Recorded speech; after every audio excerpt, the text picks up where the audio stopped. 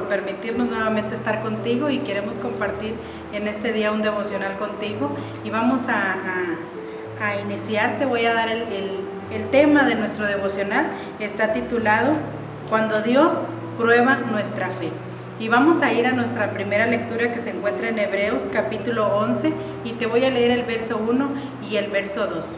Y dice de la siguiente manera: es pues la fe la certeza de lo que se espera, la convicción de lo que no se ve, porque por ella alcanzaron buen testimonio los antiguos.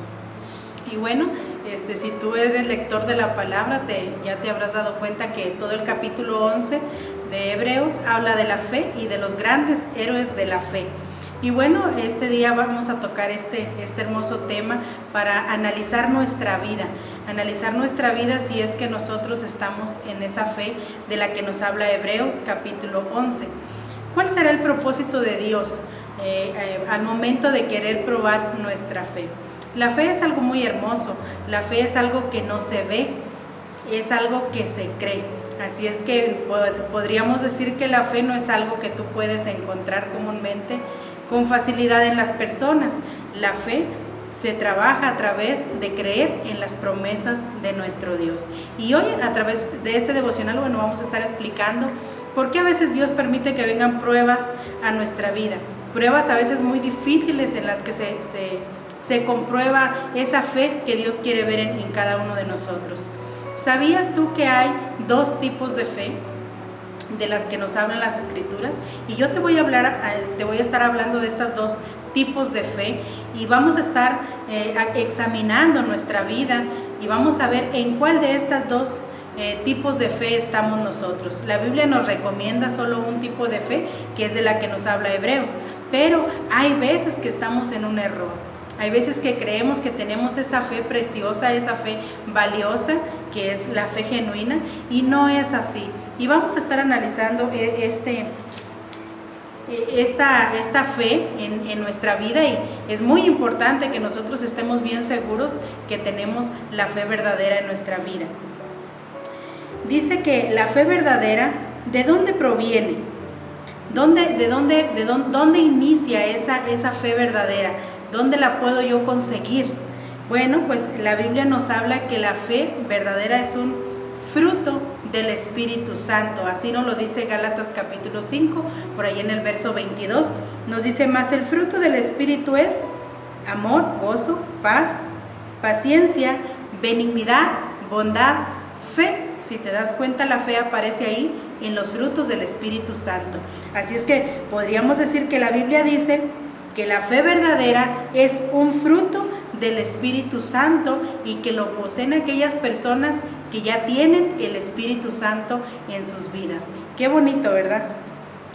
Vamos a ver aquí cómo la fe verdadera, te estoy dando los primeros textos que nos hablan de la fe genuina, de la fe verdadera, porque después te voy a dar la fe, la que es la fe que no es genuina, la fe falsa, la fe muerta, dice la Biblia. Pero esta fe verdadera, esta fe original de la que nos habla Hebreos 11, aquí te lo estoy explicando, que es un fruto del Espíritu Santo. También la fe dice que no mira con los ojos naturales. La fe mira a través de la certeza en la palabra de Dios. En ella no existen las dudas. ¿Por qué habla de certeza Hebreos? Certeza es creer verdaderamente en las promesas de Dios. Van a venir muchas cosas a nuestra vida que van a tratar de movernos de nuestra verdadera fe. Por eso nos dice 2 Corintios 5, versículo 7, que nosotros no andamos por vista, sino que andamos a través de la fe, creyendo en las promesas que están escritas en la palabra de Dios y que son para cada uno de nosotros. La fe verdadera dice que es como un escudo. Fíjate bien qué importante. Es un escudo contra los ataques de Satanás. Entendemos que es algo entonces que es muy indispensable para la vida del creyente, la fe genuina, la fe verdadera, porque ella se convierte en un escudo. Cada vez que el enemigo viene a atacar nuestra vida, nosotros podemos cubrirnos con esa fe verdadera y se convierte, qué bonito, fíjate, en un escudo que protege nuestra vida, dice Efesios 6:16, contra las acechanzas del enemigo. Te voy a leer esta cita de Efesios 6:16 que dice: sobre todo, tomad el escudo de la fe. Dice: con que podáis apagar todos los dardos de fuego del maligno. ¿Cuáles podríamos decir que son esos dardos que vienen contra la fe verdadera, contra la fe genuina? Son todos aquellos pensamientos que entran constantemente en nuestra cabeza. Son todas aquellas situaciones que vienen a través de un problema financiero, a través de un problema físico, a través de una enfermedad, a través de un problema familiar o tal vez en el matrimonio. Se presentan de diferentes maneras estos dardos del enemigo. Y fíjate bien, vienen con la finalidad de terminar con nuestra fe. Ese es el propósito por el cual son enviados, para terminar con nuestra fe, porque entonces si se acaba, entonces el creyente ya no tiene ese escudo. El creyente en Jesús ya no tiene el escudo con el que se puede defender. Por eso el enemigo sabe que con esos dardos, si tu fe no es genuina y en ese momento es probada, se va a dar cuenta que no es una fe verdadera. Entonces esos dardos van a terminar con nuestras vidas. Esto es algo muy importante.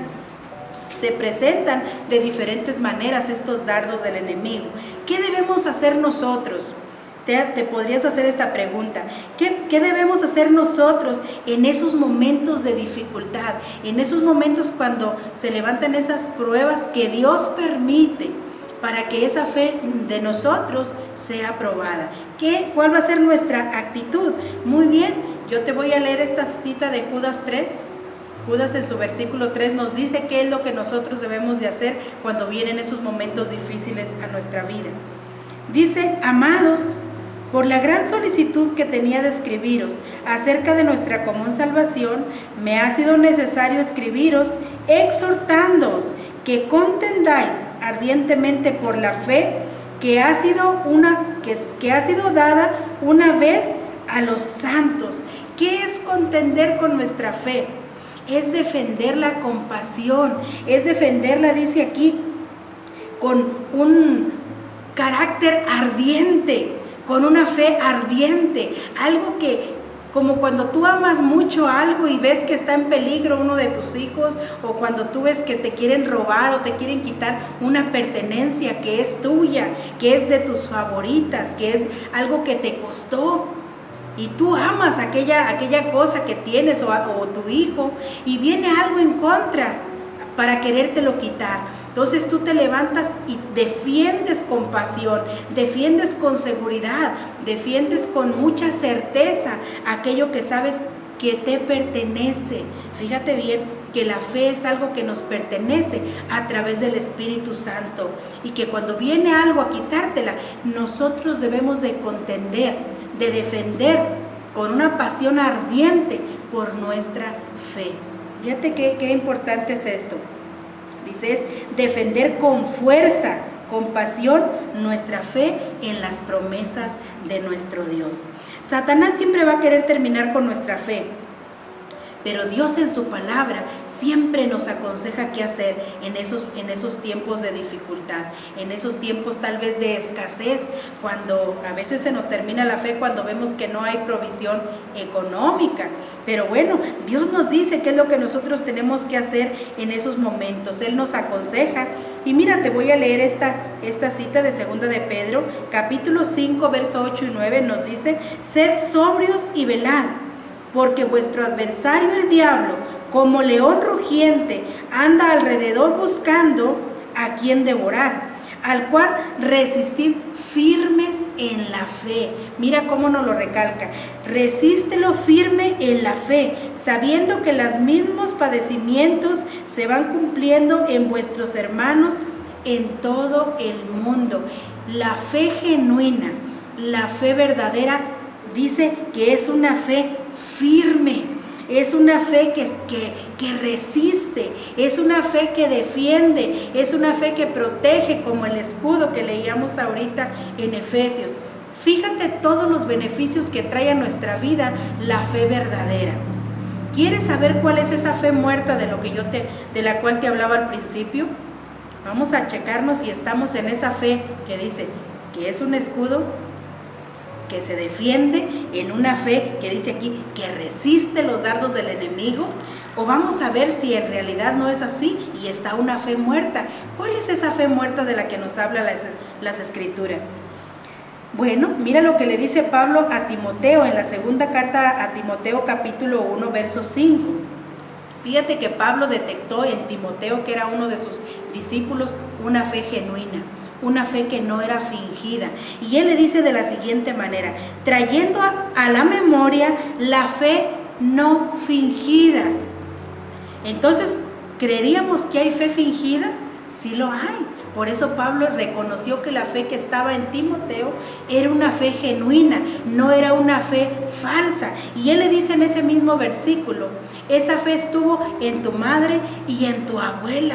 Qué bonito, ¿verdad? Que sea algo que hayamos podido heredar también de nuestros antepasados. ¿Cómo podremos reconocer la fe fingida? La fe que no es la fe genuina. Muy bien, Santiago nos lo explica mucho mejor. Santiago en su carta, en el capítulo 2, verso 14 al 17, mira lo que habla Santiago de la fe falsa, de la fe que es una fe muerta. Dice: hermanos míos, ¿de qué aprovecha si alguno dice que tiene fe y no tiene obras? ¿Podrá la fe salvarle?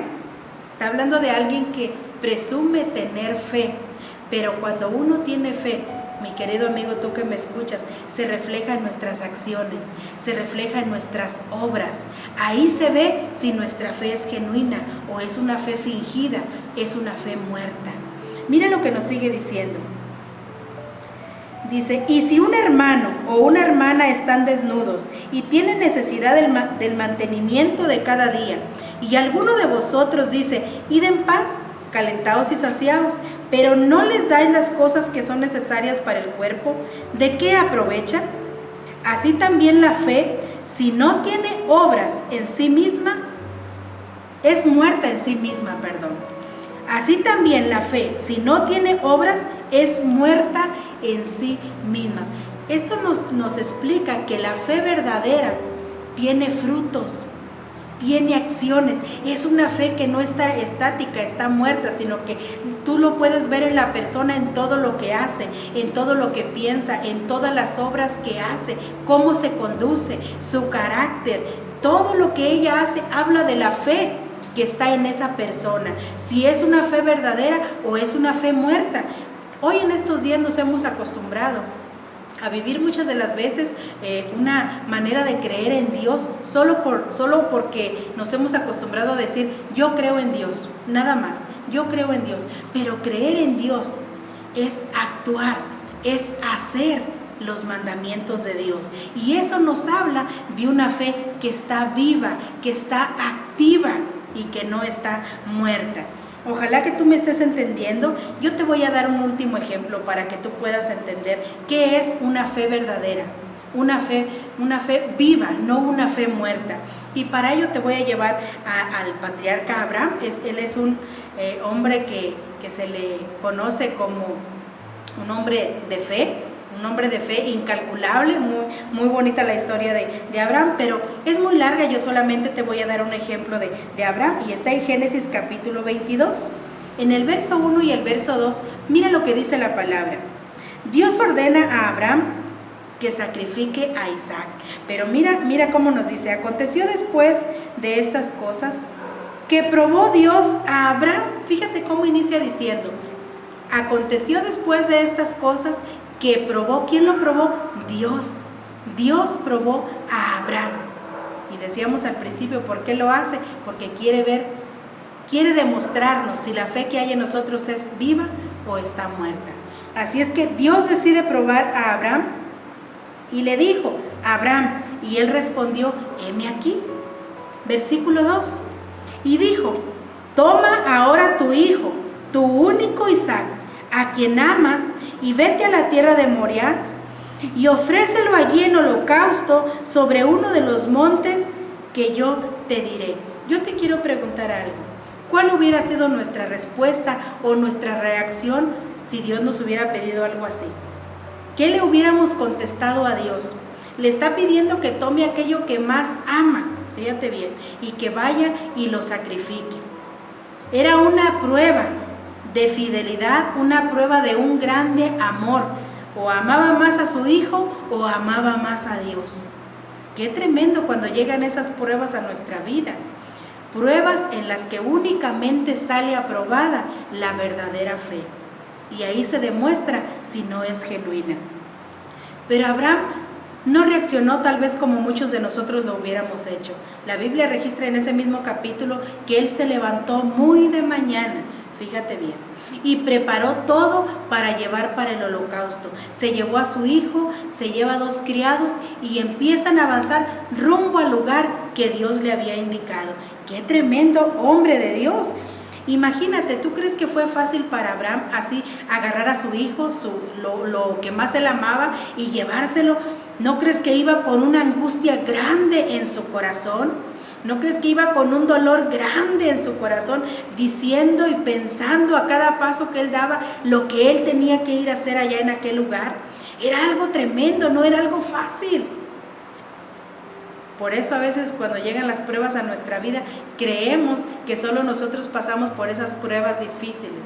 Pero Pedro está diciendo, esas mismas pruebas están en todos los creyentes que están en todo el mundo. Todos pasamos por esos momentos de dificultad, por esos momentos en los que se va a probar nuestra fe verdadera, nuestra fe genuina. Así es que al llegar casi al lugar, ya iban de camino y están llegando a aquel lugar, a aquel monte, y mira que su hijo le hace una pregunta a Abraham. Y le dice, papá, llevamos todo para el sacrificio, llevamos la leña, llevamos el fuego, todo está preparado, pero ¿dónde está el cordero que se va a sacrificar? Imagínate, yo creo que eso fue como una puñalada para el padre Abraham, porque su hijo ahí acompañándole y diciéndole, papá, ¿dónde está el cordero que se va a sacrificar? Pero mira que ahí Abraham le responde algo muy importante para nosotros. Dice que Abraham le dijo, Dios proveerá. Quiere decir que en ese momento Abraham, aún ahí en ese momento tan duro y tan difícil, Abraham seguía creyendo que Dios iba a hacer algo, que Dios tenía el control, que Dios no se estaba equivocando desde el momento que le estaba permitiendo pasar por ese momento tan difícil, y que Dios no se estaba equivocando al pedirle que le sacrificara a su hijo, aunque era algo que bíblicamente Dios nunca pedía. Por eso yo te dije, solamente es una prueba nada más. Así es que él dice, Dios proveerá el cordero, Dios proveerá el cordero que iban ellos a sacrificar. Al llegar al lugar, Abraham empieza a preparar aquel holocausto, empieza a preparar el altar, empieza a preparar la leña y toma a su hijo y lo coloca sobre aquel altar. Fíjate bien, demostrándole a Dios que él tenía una completa confianza y fe en que Dios sabía lo que él estaba haciendo. ¿Cuántas veces Dios nos ha pedido a nosotros hacer algo así? Tal vez no que sacrifiques a tu hijo, pero tal vez Dios te ha pedido que hagas algo para Él, que abandones algo que has estado haciendo durante mucho tiempo por amor a Él, que vayamos a hacer algo para la obra de nuestro Dios. ¿Cuántas veces Dios nos ha pedido algo? Y solamente Dios lo ha hecho para probar si nuestra fe y nuestro amor es grande hacia Él. Yo quiero que a través de este devocional tú y yo nos sintamos exhortados a no ponerle peros a Dios, a no ponerle límites a Dios, a no decirle, Señor, ¿por qué está pasando estas cosas? Sino que tengamos esa confianza plena de que Dios tiene el control de todas las cosas. Cuando estaba él a punto, fíjate bien, de sacrificar a su hijo, ahí en ese capítulo te cuenta toda la historia, cuando él ata a su hijo sobre aquel altar y está a punto de sacrificarlo, fíjate bien, dice la Biblia que en ese último momento, porque a veces Dios nos deja llegar hasta lo último, pero dice Génesis capítulo 22, verso 11 y verso 12, mira qué importante lo que dice.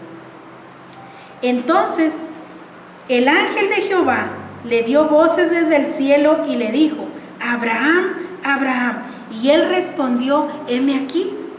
Y dijo: no extiendas tu mano sobre el muchacho ni le hagas nada, porque ya conozco que temes a Dios, por cuanto no me rehusaste tu hijo, tu único.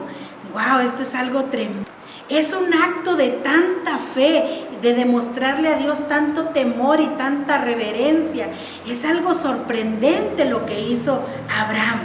Pero mira que hasta ese último momento dice que el ángel le habla desde el cielo y le dice: detén tu mano y no le hagas daño al muchacho, porque en ese momento Dios estaba viendo que la fe de Abraham no era una fe fingida, no era una fe por conveniencia, era una fe genuina, era una fe viva. Qué bonito, ¿verdad? Ojalá que nosotros busquemos siempre el ser así como nuestro padre Abraham. Esto no termina aquí, porque lo más importante cuando Dios prueba nuestra fe, o cuando Dios probó la fe de Abraham, viene más adelante, que es la recompensa que obtuvo Abraham después de que fue probado por Dios.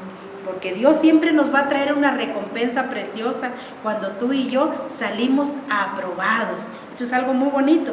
Y por último te voy a leer la recompensa tan preciosa que Dios le trajo a Abraham después de que él salió aprobado de esta tremenda prueba que Dios le trajo a su vida. Génesis capítulo 22, verso 15 al verso 18, mira lo que nos dice.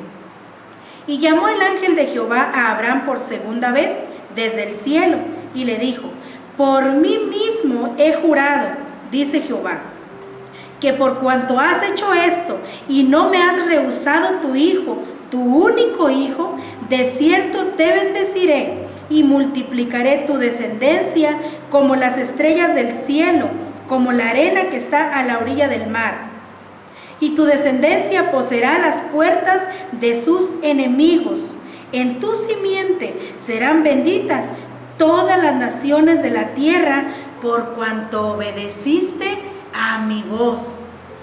Qué bonito lo que estamos viendo, que Dios le está recompensando a Abraham. Yo con esta palabra yo te quiero animar, te quiero fortalecer para que tú y yo tomemos la decisión que tomó Abraham.